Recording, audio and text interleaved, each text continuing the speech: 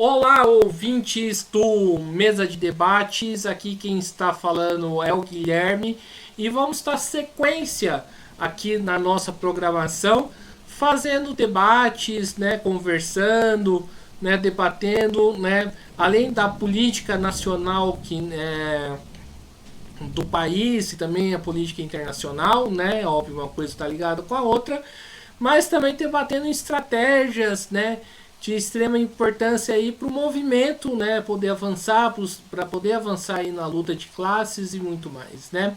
E hoje meu convidado aqui é o Renato Dias, ele que lançou um livro bastante importante aí sobre a história do trotskismo no Brasil, entrevistando aí trotskistas, né, históricos que cumpriam uma relevância aí na luta, né, de classes, né? E a gente vai falar aí um pouco aí sobre o livro, né, e sobre um pouco, né, como que ele enxerga esse tema, né, o tema do trotskismo, né? Então, sem muita demora, sem muita delonga, tudo bem, Renato? Antes da gente começar, por favor, se apresente-se. Olá, boa tarde, Guilherme, mesa de debates, Renato Dias, jornalista, sociólogo, especialista em políticas públicas, mestre em Direito e Relações Internacionais e aluno extraordinário de doutorado em Psicologia Social, autor de 20 livros, reportagens, 7 documentários referentes à ditadura civil e militar no Brasil e mais de 20 prêmios obtidos em 33 anos de jornalismo. De Goiânia, estado de Goiás, torcedor da maior paixão do centro-oeste do Brasil, Vila Nova Futebol Clube, que hoje está na segunda divisão do futebol brasileiro. É um prazer estar com vocês hoje, compartilhar ideias, discutir temas relevantes da história do Brasil, sobretudo do período republicano na era contemporânea. Maravilha, Renato. Então vamos aí para a primeira pergunta, né? A gente está falando aí do seu livro sobre trotskismo. Primeiramente, apresenta o seu livro, né? Sobre o que o livro fala. O livro faz um levantamento histórico dos movimentos e partidos, organizações e ligas trotskistas no século XXI no Brasil.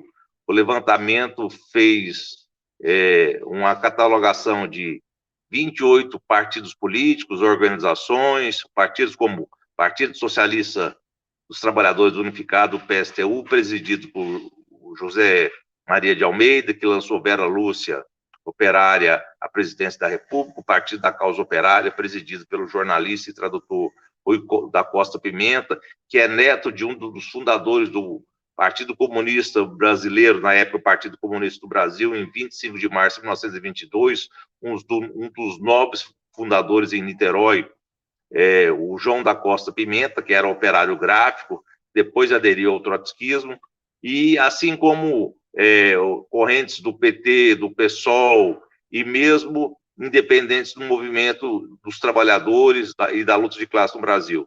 É possível destacar dentro do PT duas correntes trotskistas, uma que não se reivindica mais única e exclusivamente do trotskismo, que é a democracia socialista, que tem forte influência parlamentar, e junto ao núcleo duro do lulismo, e mesmo a corrente do jornal O Trabalho, que é liderada por Marco Sokol, polonês, preso e torturado à época da ditadura civil-militar, economista, membro da Executiva Nacional do Partido dos Trabalhadores, Júlio Turra, sociólogo ligado à Central Única dos Trabalhadores, Misa Boito, e dissidência, mesmo que pequena, do professor de História, Heitor Cláudio, do combate pelo socialismo, que é uma variante do trotskismo de ruptura com a organização criada por Pierre Bussel ou Pierre Lambert, que fundou o Partido Comunista Internacionalista da França, o histórico PCI francês.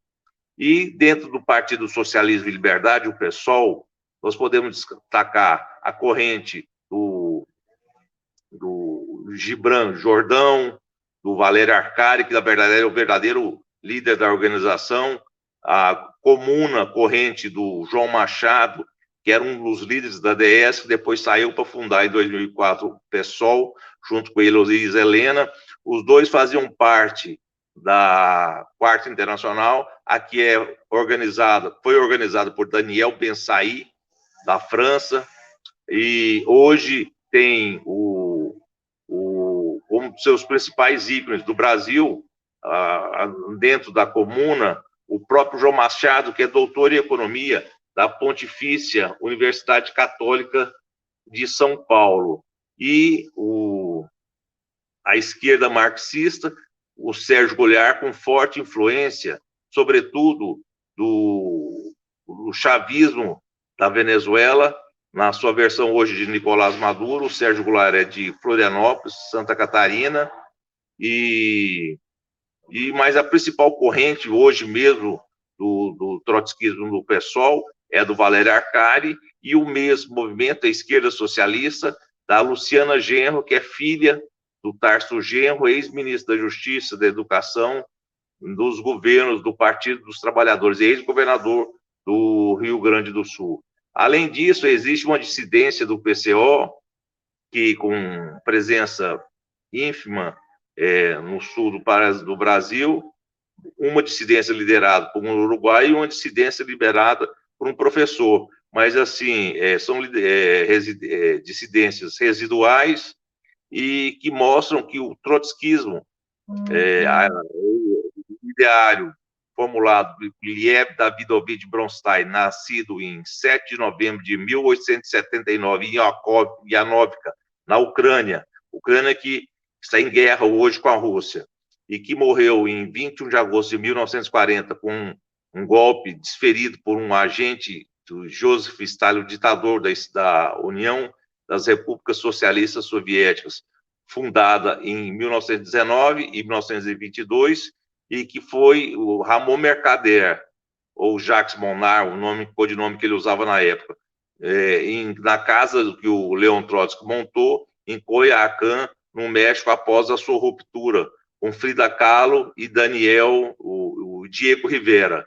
Então, o trotskismo é uma corrente importante do movimento socialista internacional, apesar da sua fragmentação, que é a marca do trotskismo. E o trotskismo também é preciso levar que ele já surge logo após a fundação do PCB. A fundação do PCB no Brasil, o Partido Comunista do Brasil, é em 25 de março de 1922. Já em 26, o Mário Pedrosa, que seria enviado a um curso em Moscou, de doutrinação no marxismo-leninismo, ele toma contato com as ideias da oposição de esquerda, lembrando que em 1923, Trotsky, 6 anos depois da Revolução de 25 de outubro de 1917, ou 7 de novembro, ele já apresenta divergências em relação aos rumos do socialismo. Lenin morre em 21 de janeiro de 1924. O testamento de Lenin é lido no plenário do Comitê Central do Partido Comunista da União das Repúblicas Socialistas Soviéticas, que determina o afastamento de Stalin.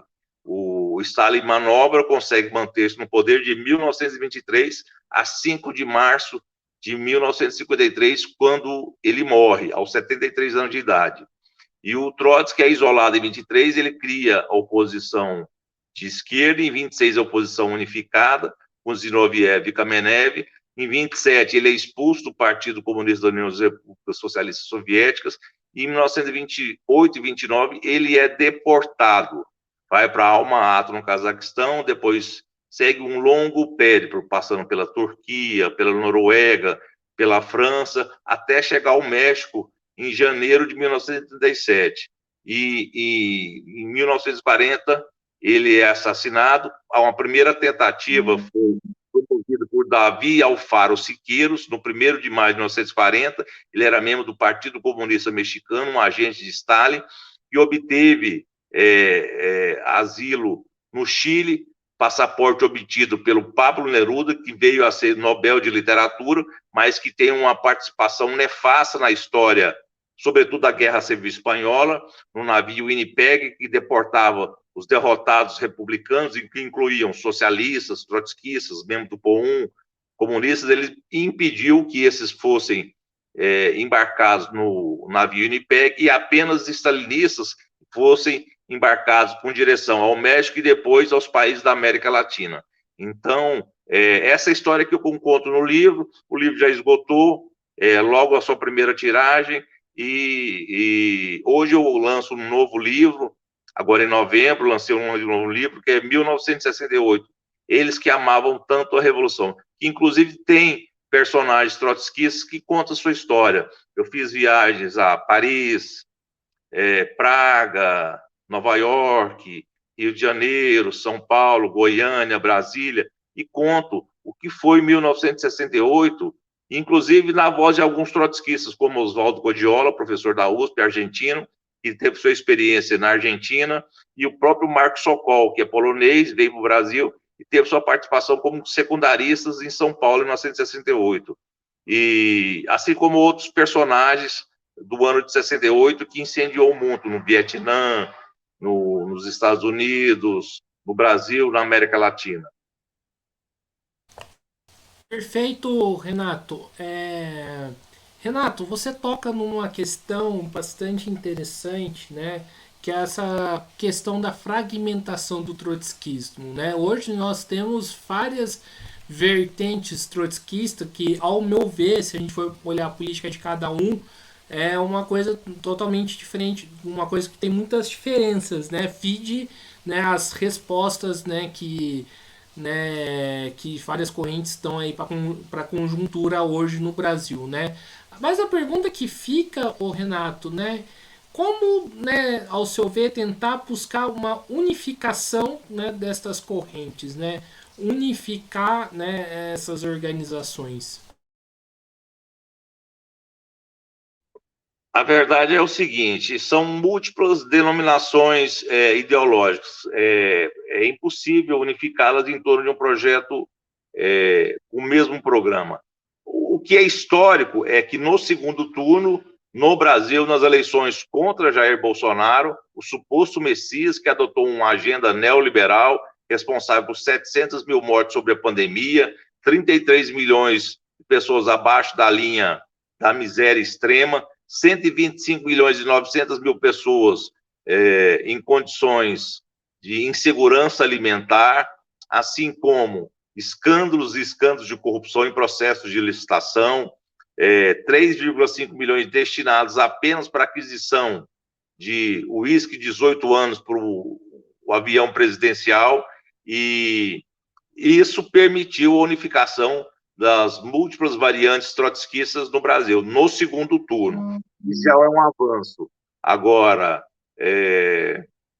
trata-se de uma tarefa hercúlea e que, como no próprio marxismo, múltiplas interpretações são feitas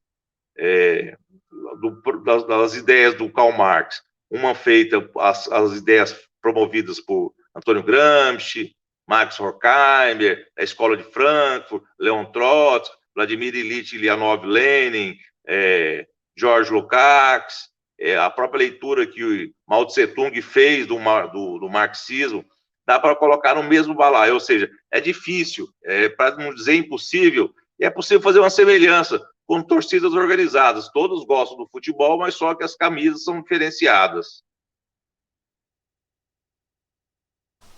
É interessante isso que você coloca das torcidas, né, organizadas, né? Por exemplo, eu sou São Paulino, né? Acho que deu para perceber aqui na minha camiseta, pelo menos acho que tem umas 3 ou 4 torcidas organizadas. Inclusive aí mandar um abraço aí pro pessoal da torcida antifascista e tricolor aí que já esteve aí na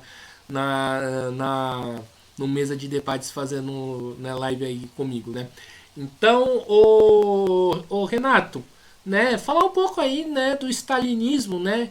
Pelo que, né, eu ando vendo aqui, né, parece que existe um crescimento, uma tendência neo-stalinista, né, principalmente aí, né, pelo Jones Manuel, que faz um balanço que eu acho bastante complicado aí da União Soviética, né? Eu queria que você comentasse um pouco sobre, né, esse neo-stalinismo. Por que esse neo-stalinismo, ao seu ver, cresceu tanto, né?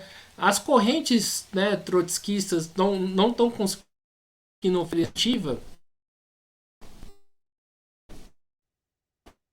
A verdade é o seguinte: primeiro lembrar que Goiânia também tem a maior paixão do centro-oeste do Brasil, Vila Nova Futebol Clube, que consegue botar 75 mil pessoas com torcida única no Serra Dourada, apesar de disputar a Série B esse ano que teve Cruzeiro, Grêmio, Vasco, Bahia, Ponte Preta, Guarani, Vila Nova, um time de massas. E tem a sua torcida também antifascista. Eu faço parte de uma fração da torcida Vila Nova, a torcida antifascista, com camisa, tem a Vila Metal, e que adotou a tese de campanha pelo voto em Luiz Inácio Lula da Silva no primeiro e no segundo turnos. Segundo,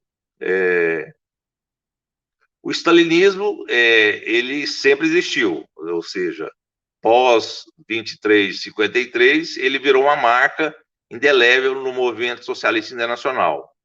O projeto de Leon Trotsky foi derrotado, do projeto da Revolução Permanente Internacionalista.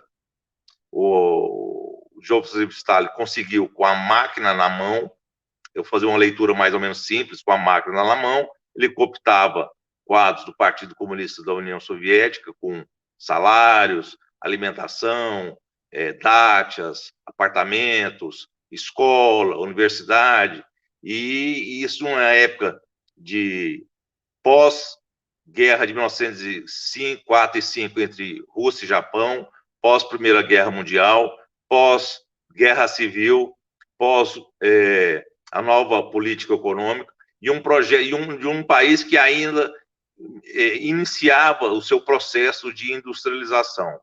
Então, esse era um elemento que fez a diferença na consolidação do poder do Joseph Stalin em relação a Leon Trotsky. Segundo, a morte do Vladimir Ilyich Ulyanov, codinome Lenin, também teve peso significativo nos rumos que foram dados à Revolução de Outubro de 1917. Terceiro, as derrotas consecutivas das revoluções, como na Alemanha, que morreram em 1919, Rosa Luxemburgo e Karl Liebknecht, da Liga Espartaquista, a derrota na Hungria, da Revolução na Hungria, e ao mesmo tempo, isso permitiu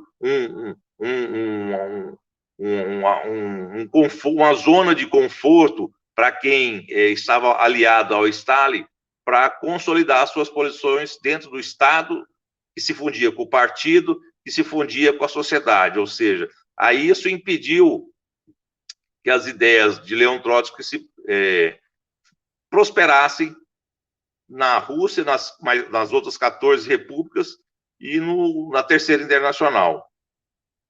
O que fez com que Leon Trotsky, logo após a ascensão de Adolfo Hitler, declarasse morta para a Revolução a Terceira Internacional, ou Comintern.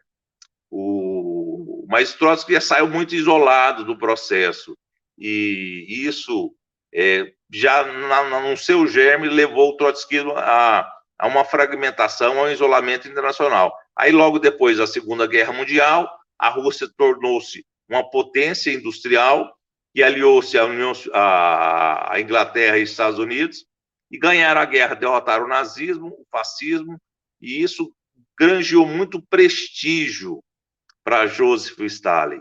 E também o crescimento exponencial da economia russa de 23, fruto dos trabalhadores, dos camponeses, da sociedade russa e das 14 repúblicas. Assim como os 8 países que foram anexados depois da Segunda Guerra Mundial, como Hungria, Polônia, República Tcheca, República Eslováquia, Iugoslávia, depois repartido em 6 países. Isso deu muito fôlego para Joseph Stalin, ao mesmo tempo que significou o início do seu fracasso, porque o Stalin era obrigado a sustentar as repúblicas, depois a própria China em 1949 e Cuba em 59, e alimentar e participar de conflitos como a guerra na Coreia de 50 a 53, o que o Estado, a economia, o tesouro russo não suportava. E até hoje, essa revisão do stalinismo, do papel do stalinismo, é possível fazer um link com a guerra Rússia e Ucrânia para avaliar que eu conheço uma série eu tenho uma série de amigos que estão assim, na torcida, quase que dentro da arquibancada, para a vitória de Putin, como se fosse a luta do bem contra o mal. Ou seja, há uma confusão que é difícil de explicar, e aí os trotskistas também se confundem. Por exemplo, o PCO é a favor da guerra ao lado da Rússia, já o PSTU é a favor da Ucrânia. Já a Corrente do Trabalho defende,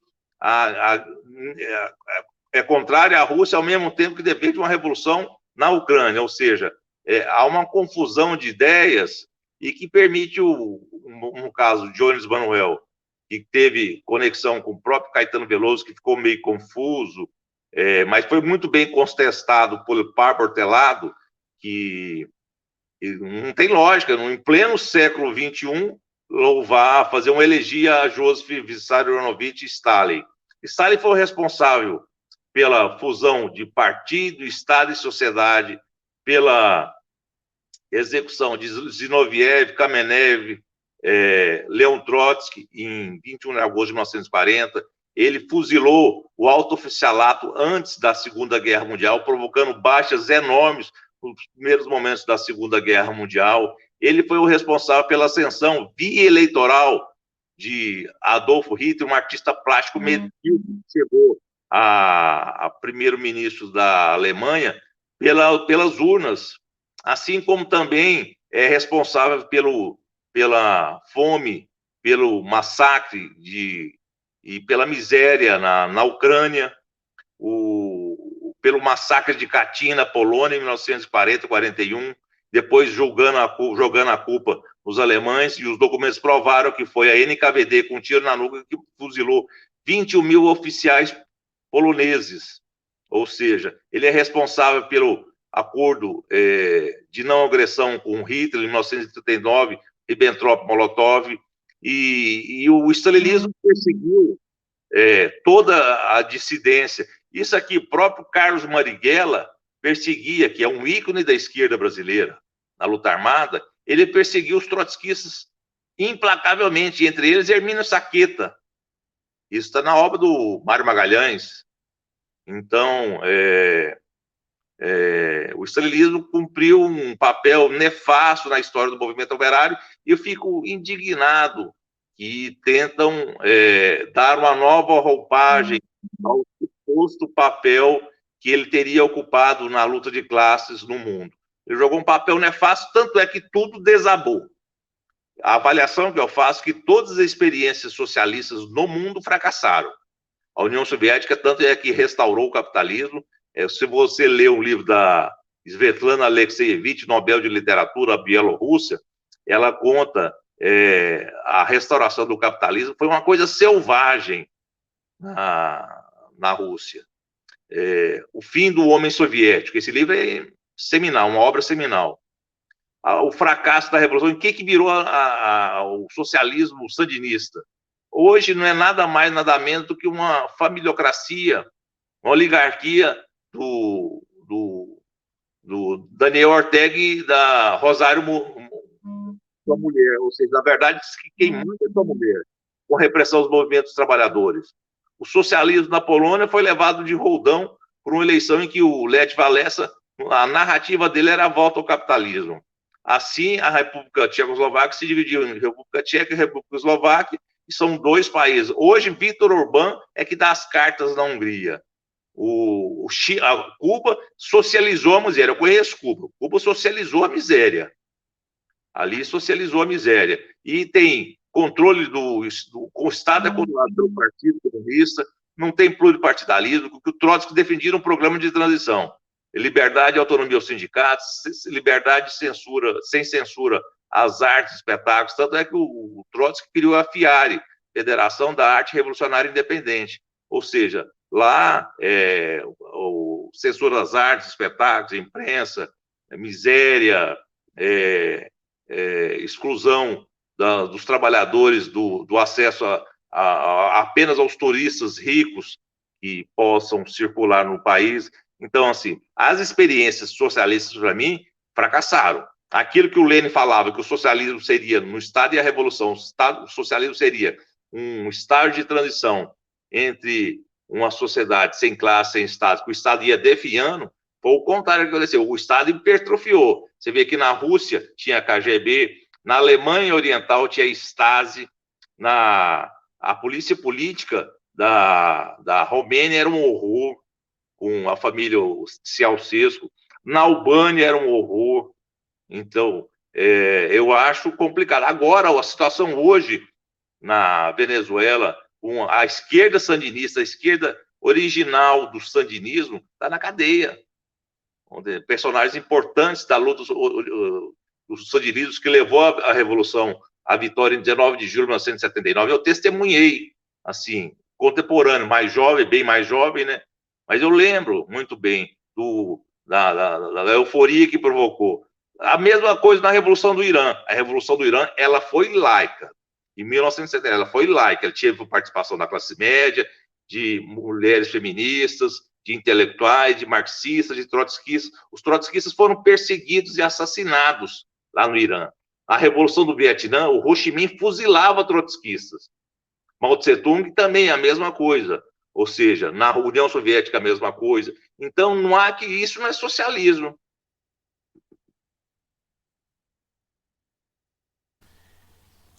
Conta um pouco mais aí dessa história aí da perseguição aí do que o Carlos Marighella fazia ao Hermínio Saqueta. Agora fiquei curioso, agora não sabia dessa história. O Partido Comunista Brasileiro, o Partido Comunista do Brasil, em 1935, tentou uma aliança a Aliança Nacional Libertadora, a Terceira Internacional, o Comintern, promoveu um putsch em 1935, em novembro de 1935. O putsch saiu derrotado, Getúlio Vargas e Felipe Miller promoveram uma verdadeira caçada às bruxas, e os trotskistas, que eram muito influentes ainda no Brasil, foram presos, perseguidos, torturados. Uma legião liderada por Mário Pedrosa, Fulvio Abramo, da linha de frente, em 1934, da luta contra o fascismo, ou seja, da guerra contra os fascistas na Praça da Sé, em que os Galinhas Verdes correram com os tiros promovidos pela Frente Única Antifascista, organizada pelo Fulvio Abramo. Então, aí começou, o Marighella ingressou no Comitê Central do Partido Comunista Brasileiro e promoveu uma guerra aberta contra o que considerava desvios dentro do partido. E ele discordou das posições de Hermínio Saqueta, que era do Comitê Central, sobretudo de São Paulo, e destituiu toda a direção. O Mário Magalhães, que chegou a ser militante trotskista por muitos anos na corrente do trabalho, na década de 80, hoje é um brilhante jornalista, brilhante biógrafo. Ele conta na biografia do Carlos Marighella a luta do Marighella, para se ter noção, ele teve que ir a um psiquiatra para elaborar, é um termo do Sigmund Freud, a derrota e o que significou a morte do Joseph Stalin, e, ao mesmo tempo, a revelação dos crimes de Stalin em fevereiro de 1956 por Nikita Khrushchev, no 20º Congresso do Partido Comunista da União Soviética.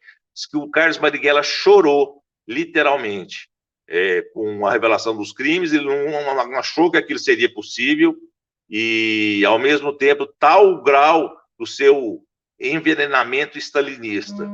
E depois ele muda de posição, tal, ele abandona o socialismo por etapas, o reformismo, e vai para um extremismo que o Trotsky pode considerar como da extrema esquerda, ou outros chamam de atentados terroristas, mas é possível dizer que a posição mais sensata, eu que sou pesquisador da luta armada, eu pesquiso mais a luta armada e ditadura civil e militar do que o trotskismo. A posição mais sensata que eu vi sobre a ditadura civil e militar foram dos trotskistas. Primeiro, eles tentaram organizar nem a Arena, nem a MDB. Voto nulo por um partido operário. Essa era a primeira abaixo da ditadura, eram as suas palavras de ordem. Aí tentaram um trabalho molecular, que resultou num trabalho de reorganização do movimento secundarista, depois na USP, e que consolidou na criação da Organização Socialista Internacionalista, do movimento estudantil Liberdade e Luta, e depois o ingresso no Partido dos Trabalhadores. Por quê? Que o PCB já ingressaram no MDB em 65.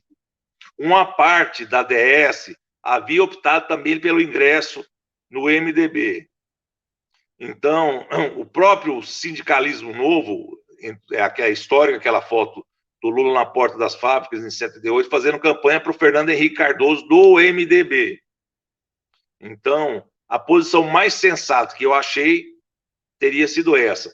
Assim como da própria Convergência Socialista, que ela surge em 73 no Chile, seus dirigentes são assassinados, ela retoma no Brasil em 77, ela é presa, a Liga Operária, que depois faz uma aliança tática e estratégica com o Trabalho, o SI, aí depois rompe lá na frente.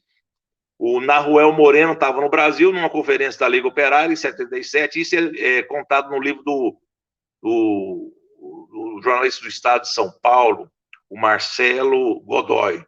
Ele é preso, e se ele tivesse sido deportado para a Argentina, Guilherme deve se lembrar, em 24 de março de 1976, um golpe de Estado civil e militar, depois a presidente da República da Argentina, Isabelita de Perón, que era vice do Juan Domingos Perón, que havia morrido em 1974, e que é o verdadeiro responsável pelo peronismo, tanto moderado quanto de esquerda e de extrema esquerda na Argentina. E aí esse golpe levou a mortes, desaparecidos, em torno de 30 mil na Argentina. Então, a prisão do Naruel Moreno, em 77, no Brasil, junto com o Zé Maria de Almeida e seu grupo, poderia levá-lo à morte. Mas aí a ditadura civil-militar, com uma campanha feita pelos trotskistas do trabalho,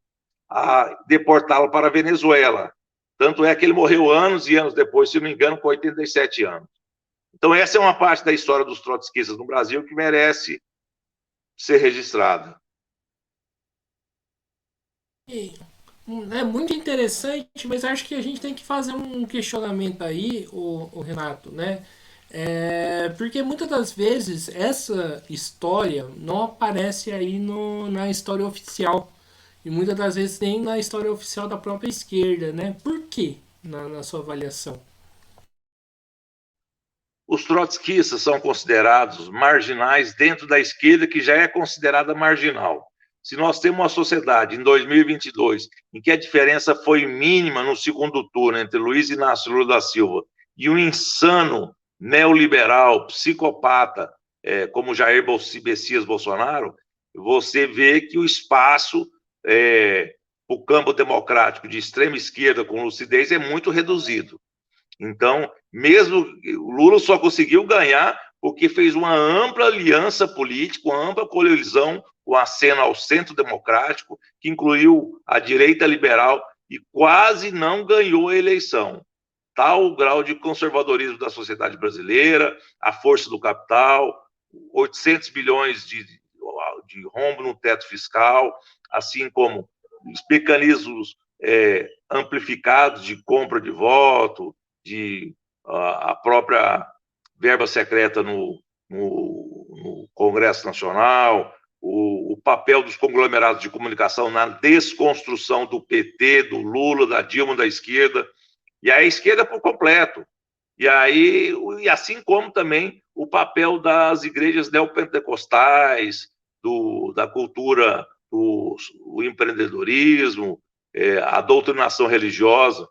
O IBGE aponta que hoje seriam 33% o número de eleitores, de habitantes do Brasil evangélicos. A projeção do IBGE para 2030 é que serão de 53%. O Jairo Nicolau, no livro 2018, O Brasil Virou à Direita, diz que em 1989, nas eleições do segundo turno entre Luiz Inácio Lula da Silva e Fernando Collor de Mello, vencidos por Fernando Collor de Mello do PRN, 3% apenas do eleitorado eram evangélicos. Já em 2030, 53% serão. Ou seja, então, isso... E você vê que é o fenômeno da propulsão da força da extrema-direita é global. Na própria Rússia, um conservadorismo assinado por Vladimir Putin, na Hungria, por Viktor Orbán, 77 milhões de americanos votaram em Donald Trump e acreditam que houve fraude da eleição. Então, o Equador, se você fizer uma análise, a onda conservadora chegou na Itália. Então, é um processo muito complexo e é possível que uma rejeição ao trotskismo, o seu isolamento, se deva muito também ao cenário e à sua pequena dimensão, assim, do ponto de vista da formação de grandes correntes políticas, mas as suas ideias continuam atuais, sobretudo as que apontam que o socialismo autoritário, o socialismo realmente existente, eles fracassaram no projeto original do marxismo.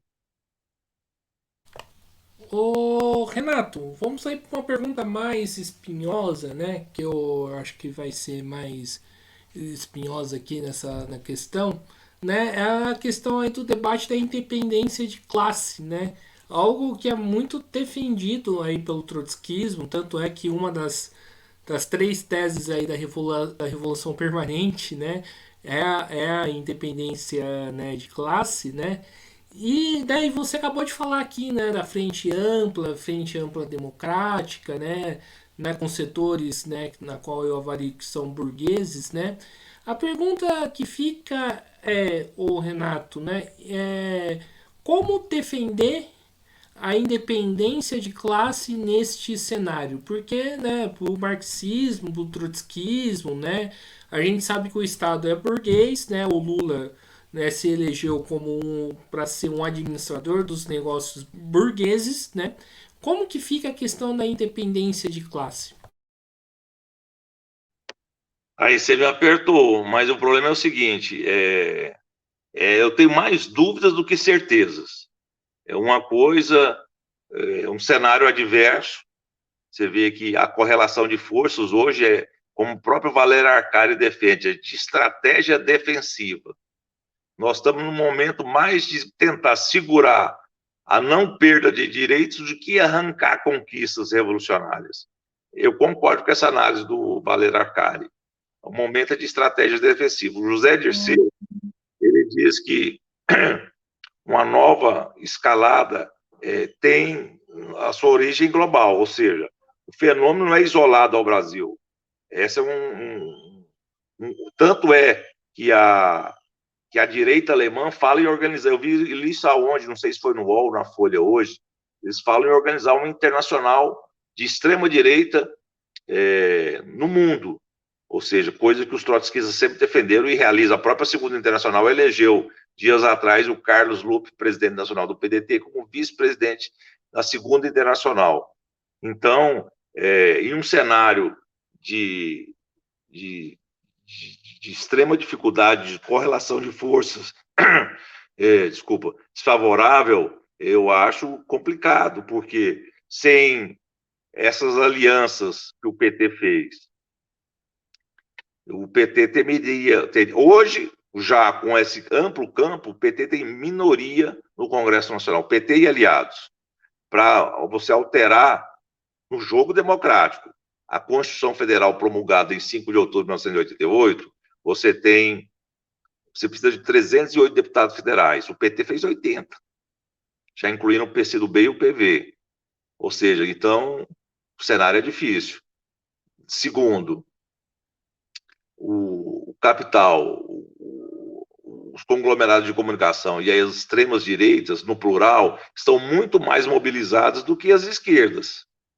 Depois que houve o fim do imposto sindical, que todo mundo achou que isso reavivaria o movimento sindical no Brasil, o movimento sindical nunca mais saiu às ruas, com aquela força daqueles anos, de 83 até a época do Fernando Henrique Cardoso. Então, eu tenho muito mais dúvidas do que certezas e acho o cenário altamente complexo, tanto no plano internacional quanto no plano nacional, e a engenharia para se construir uma sociedade mais democrática, mais plural, passa por uma ampla articulação de forças, o que significa primeiro, erradicar a fome, que já voltou ao mapa da Organização das Nações Unidas. Segundo, alfabetizar milhões de pessoas no Brasil. Terceiro, acabar com a miséria social, ampliar o número de pessoas nas universidades bruscamente e, ao mesmo tempo, estabelecer, retirar o Brasil do papel de pária internacional. Eu não sei se dará conta de fazer todas essas tarefas, mas eu incluiria também, como importante, talvez uma das principais, a não anistia, como a que ocorreu em 1979, de 28 de agosto de 79, que promoveu uma autoanistia aos responsáveis por violações de direitos humanos, tanto a Jair Bolsonaro quanto aos que colaboraram com ele. Por quais crimes? Primeiro, 700 mil mortes sobre a pandemia. Segundo, obstrução da justiça. Terceiro, desvio de recursos públicos para bolsos privados. Explicações mal dadas sobre os gastos nos cartões corporativos. Jair Bolsonaro, ele responde a 28 processos em inquéritos no Supremo Tribunal Federal e no Tribunal Superior Eleitoral. Ou seja, é importante e indispensável julgar, dando direito à defesa, à presunção da inocência, mas colocar no banco dos réus Jair Bolsonaro, seus filhos e os responsáveis por sua gestão. E eu, Renato, queria perguntar assim, como que você vê hoje, o peso, das correntes trotskistas aí para influenciar, a realidade, Como que você vê essa questão aí, Qual é o peso do trotskismo aí para poder influenciar na realidade, na conjuntura nacional e na luta de classes? Eu acho importante. Os trotskistas têm um peso importante, tanto no PT, no PSOL, nas organizações que são independentes, na CUT, na Intersindical, na UNE, na UBS, nas universidades, nas escolas de ensino médio e na luta de classes.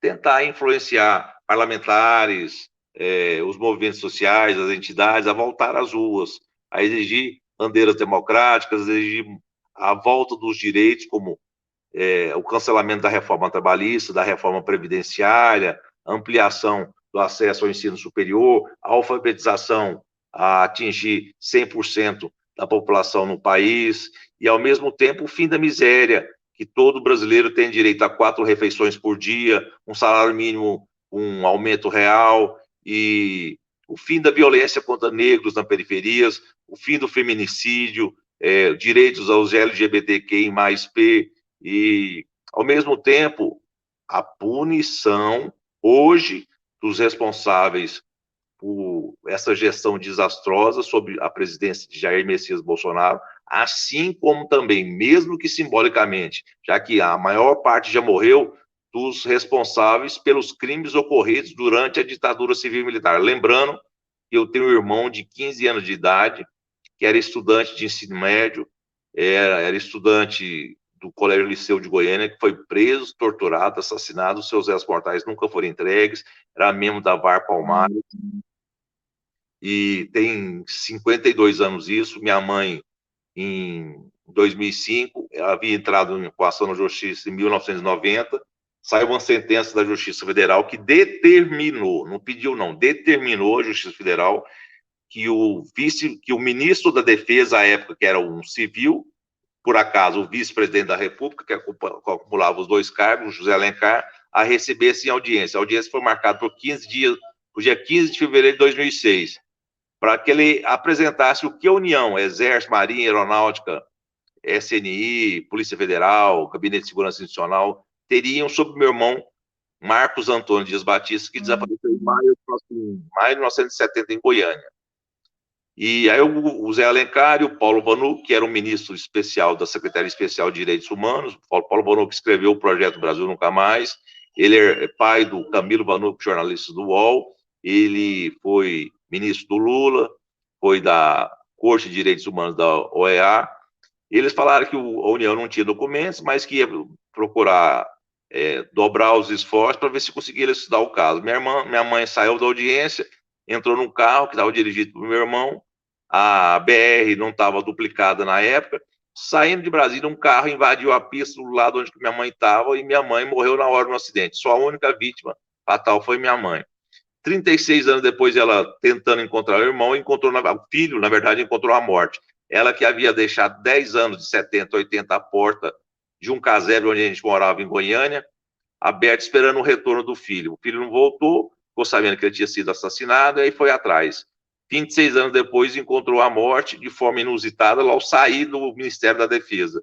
Então, esses crimes precisam ser revisitados, mesmo que boa parte da cadeia de comando, como o Marechal Humberto Castelo Branco, o General Arthur da Costa Silva, Emílio Carraça Zubezzi, Ernesto Geisel, Orlando Geisel, João Batista de Oliveira Figueiredo, Newton Cruz, José Anselmo dos Santos, o Carlos Alberto Brilhante Urso tenham morrido, mas existem pessoas que ainda estão vivas e que podem ser responsáveis por violações, devem ser julgadas, ter direito à ampla defesa, mas condenados pelos crimes, quero que isso não volte a se repetir, como o que ocorre todo dia na periferia de qualquer cidade no Brasil. Um país de dimensão continental, com 26 estados, mais o DF, 5.700 cidades, e com a miséria abissal, uma desigualdade, concentração de renda.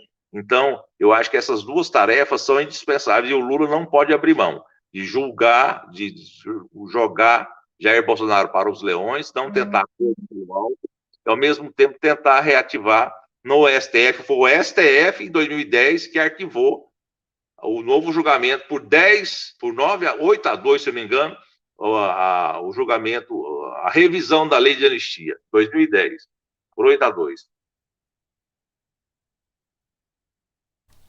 Tá certo que o nosso tema é trotskista, né? Mas agora eu fiquei com uma dúvida. Não dá pra botar nas costas do exército, por exemplo, o crime que aconteceu contra o seu irmão?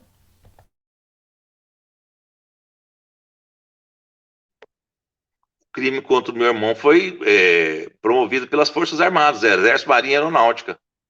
Foi da repressão. Sim, sim. Na costa aí das Forças Armadas, de modo geral. Sim, claro, foram as Forças Armadas que executaram e ocultaram o corpo do meu irmão por 52 anos, ou seja, até hoje. Não só do meu irmão, mas com de 479 brasileiros, sendo 72 da guerrilha do Araguaia. Não, sim, mas a pergunta que eu fiz que isso tinha que, em vez de ser responsabilidade individual, isso tinha que ser responsabilidade do exército, né, das Forças Armadas como um todo. É isso que eu quis Da perguntar. Força Armada como um todo, mas muita gente que fazia parte das cadeias de comando morreu, mas outra parte está viva. Então, quem estiver vivo, não só esse crime, mas que outros crimes sejam apurados, não só esse. Esse do ponto de vista simbólico. Mas outros crimes, tem muita gente. O responsável pelo assassinato do Ismael Silva de Jesus foi assessor do Bolsonaro, Rubens Bezerril. Se você pesquisar, ele é assessor do Bolsonaro. Ele foi acusado 50 anos depois do Ministério Público Federal, da Procuradoria da República, pelo assassinato de Ismael Silva de Jesus, do PCB, de Goiânia. Ismael Silva de Jesus, assassinado em 9 de agosto de 1972, nas dependências do 42º Batalhão de Infantaria Motorizada em Goiânia, Goiás, onde hoje está instalada uma manifestação de verde e amarelo pedindo a volta das Forças Armadas a controlar o Estado no Brasil. Ou você veja a ironia da história. Então, além da cadeia de comando, existem casos, como aquele delegado aposentado de São Paulo, o Carlos Augusto Carlinhos Metralha. Ele é responsável pela execução do Edgar Aquino Duarte, da Associação dos Marinheiros e Fuzileiros Navais, que desapareceu em 13 de junho de 1971. Ele está vivo, ele está sendo processado, já foi condenado em primeira instância. Então, existem casos para que isso precisa ser simbólico para que não volte mais a ocorrer.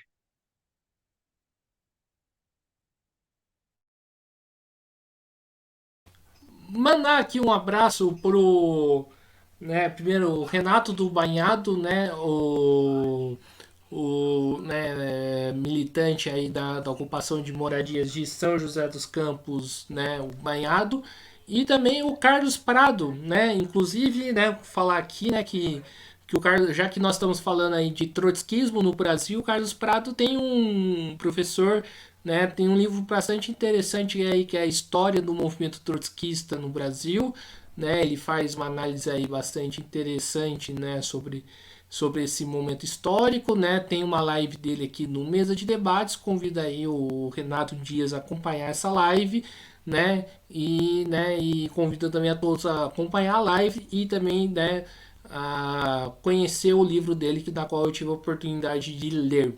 Né? Então, Renato, já que você falou aí das manifestações, né, verde e amarelos, né, e da extrema direita, né, eu acho que, né, a gente precisa, né, como fala, né, resgatar né, uma tradição do trotskismo, né, que é a frente única, né, contra o fascismo, né. Como fazer hoje nessa frente única, né, algo tão que foi defendido por Trotsky na Alemanha, né, de 33, né, em outros lugares também, como resgatar essa frente única aqui no Brasil, né, e colocar essa frente única não, né, principalmente a serviço da luta de classes. Primeiro, a frente única ocorreu no segundo turno das eleições presidenciais, que é o que houve no Brasil foi a disputa por fundos públicos. Existia o bloco neoliberal liderado por Jair Messias Bolsonaro, com a caserna de plantão, ao mesmo tempo com a Fiesp, o capital, financiando fake news, a indústria da destruição de reputações, e o campo democrático e popular se uniu numa espécie de frente única contemporânea no século XXI para derrotar um projeto neofascista de destruição do Estado, de implantação da agenda neoliberal, ao mesmo tempo capaz de promover as mais sangrentas injustiças e de concentração do capital, com a morte, por exemplo, de 700 mil pessoas por negligência do inquilino do Palácio do Planalto em relação ao coronavírus Covid-19 e a sua indecência em zombar do sofrimento alheio. Aliás, a própria Marta Suplicy ou a psicanalista Maria Rita Kell apontam que o personagem que não sente empatia, que não traz o mínimo de dor pelo sofrimento alheio, é um psicopata. Ou seja, nós temos um psicopata no Palácio do Planalto. E o que está em disputa, o que houve em 30 de outubro, foi uma disputa pelos fundos públicos. Ganhou o projeto que vai virar um projeto de emenda constitucional que já chegou ao Senado com 29 assinaturas, pelo aumento real do salário mínimo, por 4 anos para o Bolsa Família, e que prevê a suspensão, o grupo de transição também prevê a suspensão do programa de privatizações.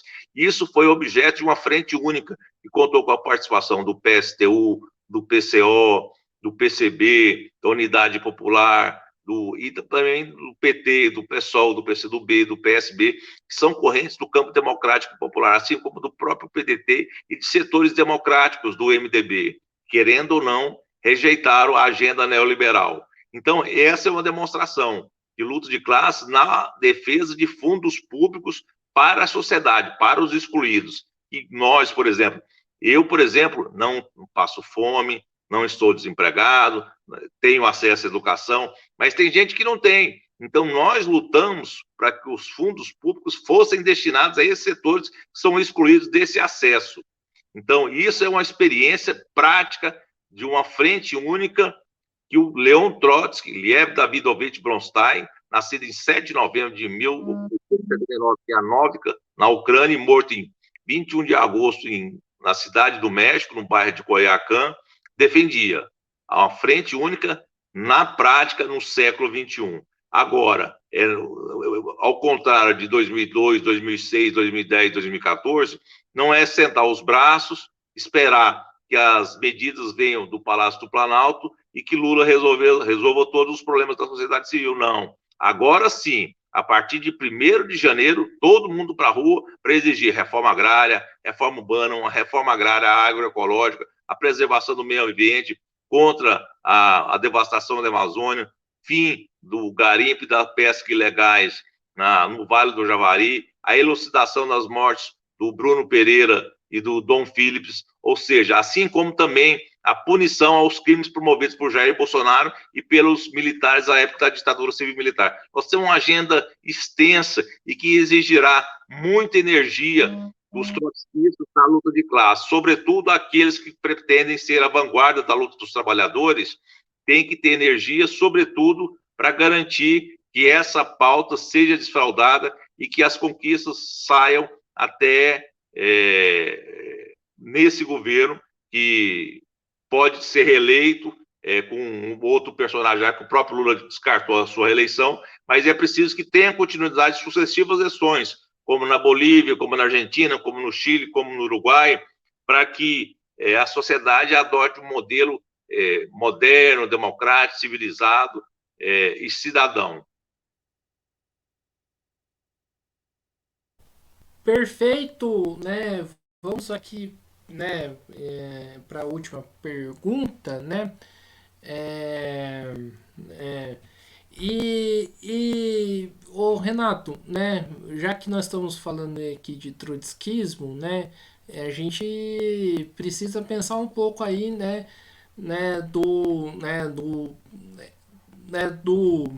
de tentar idealizar, não sei se essa palavra é mais correta aí para falar, né, sobre a possibilidade de revolução ou pensar na revolução, né? Como que você vê essa questão, né? Porque a gente está numa crise, né, capitalista, né? Apesar da conjuntura nacional, né, ao meu ver, está bastante desfavorável para isso, mas a gente vive numa crise capitalista profunda, numa pandemia que, né, há 2 ou 3 anos atrás, tendo vida consciente, jamais pensaria que iríamos, né, passar na minha cabeça em relação a isso. E eu acho que a gente precisa, né, discutir aí um pouco sobre, o fim do capitalismo, né, em última instância, né? Porque ou a gente acaba com esse sistema ou o sistema acaba com a gente. Então eu queria que, né, pensar aqui, né, o Renato, né, como que você vê essa discussão? O Francis Fukuyama determinou, proclamou erradamente, equivocadamente, em 1989, depois de 9 de novembro da queda do Muro de Berlim, o fim da história. Leia de engano, a história não tem fim, nunca terá fim. Primeiro é isso. Segundo, a história é a sua marca é da imprevisibilidade. Então, a revolução é um possível histórico, é uma possibilidade histórica, sim. Agora, nós estamos no ponto ideal para executar tal missão. O capitalismo vive de crises cíclicas. A gente aprendeu isso com Karl Marx, em 1883. A crise de 2008 quase levou a economia da bolha imobiliária dos Estados Unidos, a economia da América do Norte à bancarrota. Os anos 2000 foram anos difíceis para a economia mundial, tanto que o Brasil sofreu traumas, sobretudo a partir de 2013, 14, 15, 16, 17, 18, 19, 20, 21, 22. A pandemia que surgiu em 2019, em outubro de 2019, e que teve um ápice no Brasil a partir de março de 2020, significa uma marca indelével também no capitalismo, no sistema mundial capitalista de poder, como dizia Florestan Fernandes, então sociólogo, professor da Universidade de São Paulo. E o capitalismo é marcado por crises cíclicas. Resta saber aquilo que o velho bolchevique Leon Trotsky dizia, da crise de direção, não digo do proletariado, porque o proletariado, com a modificação na estrutura do mundo do trabalho, ele sofre alterações. A classe operária tradicional, fabril, ela diminuiu, há um peso hoje no setor de serviços, a mão de obra no setor primário da economia, no agronegócio, foi reduzida, há um processo aceleradíssimo de desindustrialização do Brasil e da América Latina. O maior o ápice da industrialização do Brasil foi em 1980, sob João Batista de Oliveira Figueiredo, segundo o Instituto de Pesquisa e Economia Aplicada. Você vê tal ponto o grau de financiarização da economia. Quem ganha dinheiro com isso são os grandes bancos, 4, 5, 6 bancos no Brasil, que são controlados por famílias. Então, é uma palavra de ordem que está na ordem do dia. Agora, ninguém tem o, o fio condutor. É preciso construir as condições subjetivas e objetivas para que as mudanças ocorram, mas sempre no processo de acumulação permanente de forças. O Leon Tolstói chamaria de revolução permanente. É uma acumulação, um processo permanente internacional. Por isso que, claro que a expropriação do verde e amarelo pelo bolsonarismo ajudou, mas nunca mais usarei a camisa verde e amarelo, mas simplesmente também levando em consideração que eu sempre me considerei além das fronteiras. O Jean-Jacques Marais disse que o Leon Trotsky era um revolucionário sem fronteiras. Eu acho que o mundo não tem fronteiras. Eu queria um planeta Terra sem fronteiras, ou seja, e isso precisa ser construído. Essa identidade nacional a partir da camisa verde e amarela não é muito a minha praia, entendeu? Eu gosto muito de futebol, mas eu prefiro a minha identidade local com o Vila Nova Futebol Clube. Você, pelo jeito, é de São Paulo, né? Clube de grande tradição no futebol brasileiro, futebol mundial, tricampeão mundial, time de grandes ídolos, mas não me apetece essa paixão pela seleção brasileira. Isso, Jair Bolsonaro, pelo que eu senti com meus amigos também, metade dos meus amigos também não se contagia mais pelo verde e amarelo da seleção, prefere muito mais o Richardson, que eu acabei descobrindo, um grande ativista político, mesmo sendo um craque do futebol. É possível exercer as duas funções. Não, muito, muito legal o que você falou, porque é o mesmo sentimento, né, que você tem aí pela seleção, eu também tenho. Eu me identifico muito mais pelo São Paulo Futebol Clube, do que pela própria seleção brasileira, né? Porque sei lá, se jogasse, né, São José, né, desculpa, se jogasse São Paulo versus Brasil, eu torceria pro São Paulo, né? Mas enfim, então acho que é isso aí, pessoal, né? Estamos encerrando mais uma entrevista do Mesa de Debates. Gostei demais, né, de conversar aqui com o Renato Dias. Quero agradecer por ele ter aceitado o convite e passo a bola, né, para fazer as considerações finais dele. Guilherme, o bate-papo foi super interessante, desenferrujou seu velho amigo aqui, e um mix de história, política, futebol. E lembrando que acabei de receber uma notícia aqui, eu sou um dos premiados do Prêmio Latino-Americano de Jornalismo em Direitos Humanos, cuja entrega será dia 9 de dezembro em Porto Alegre, ou seja, mais uma atividade internacionalista em que estarei lá representando não o Brasil, mas o Vila Nova Futebol Clube, uma reportagem de intolerância e de violações de direitos humanos em Goiânia. Eu agradeço o espaço, sempre aberto a participar da mesa de debates e torcendo daqui pelo São Paulo também. São Paulo é um time muito simpático, já estive uma vez apenas no Morumbi, quando era criança, um time meu, torcedor do Corinthians, levou para assistir Corinthians e Santos. Mas assim, é um espetáculo, adoro futebol, só que infelizmente Jair Bolsonaro sequestrou o futebol no Brasil, mas ele já está indo embora. Mais 33 dias, novo Brasil, e a esperança é a última que morre. Apesar que sempre o meu time tem morrido, viu? Nos últimos 4 anos, 4 vices nas decisões em pênaltis. É uma tristeza só. Enfim, o meu time não tá muito diferente disso, mas ainda bem tá na segunda, tá na primeira divisão e que continue na primeira, né? Então, vamos lá, então, né? Mais uma vez aqui agradecendo ao Renato Dias, né? Agradecendo também, né, a você que estiver nos acompanhando, seja através da minha página pessoal do Facebook e posteriormente aí no YouTube, né? Quero aqui lembrar de se inscrever aqui no canal Podcast Mesa de Debates, título um pouco, acompanhe o nosso trabalho, né? Curta, compartilhe, né, ao máximo nesta live, comentem também, né, se concordam aí com a avaliação do Renato Dias ou não. Também, né, curta, compartilhe, comenta em outras lives, né? O Renato acabou de falar aqui, né, antes da live do João Machado, né? Curiosamente, eu recebi o João Machado hoje, né, mais cedo, né? E também, né, o Renato aqui sumiu, mas já que nós estamos encerrando, também curta a nossa página do Facebook, Podcast Mesa de Debates de Tudo Um Pouco, e siga a gente no Instagram, né? Que o Renato aqui apareceu, deu uma queda aqui na live, né? Mas acho que foi como a gente está quase encerrando aqui a nossa entrevista. Então, né? Um forte abraço, né? E nos vemos amanhã, né? Então, fui. Um abraço.